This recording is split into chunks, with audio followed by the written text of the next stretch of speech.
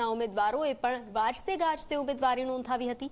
કોંગ્રેસના પરેશ ધાનાણી, નૈશદ દેસાઈ અને રામજી ઠાકોરે ઉમેદવારી ફોર્મ ભર્યું હતું। રાજકોટ બેઠક પર પરેશ ધાનાણીએ ફોર્મ ભર્યું। નવસારી બેઠક પરથી કોંગ્રેસના ઉમેદવાર નૈશદ દેસાઈએ ઉમેદવારી નોંધાવી હતી, તો મહેસાણા બેઠક પરથી રામજી ઠાકોરે ફોર્મ ભર્યું છે।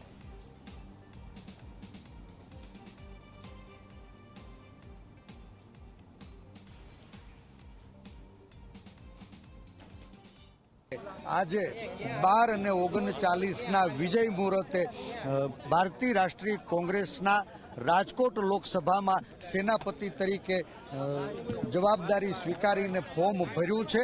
આ ફોર્મ એ રાજકોટ વાસીઓના ખોળામાં માથું ધર્યું છે। મને સંપૂર્ણ વિશ્વાસ છે કે રાજકોટનો જન એક સામાન્ય કાર્યકર્તા ઉપર ભરોસો મૂકશે। આ માથું તો રાજકોટના ખોળામાં મૂક્યું છે। એને લાગે કે પરેશ ધાનાણી અને કોંગ્રેસની વાતોમાં દમ છે, ક્યાંય એની વાતો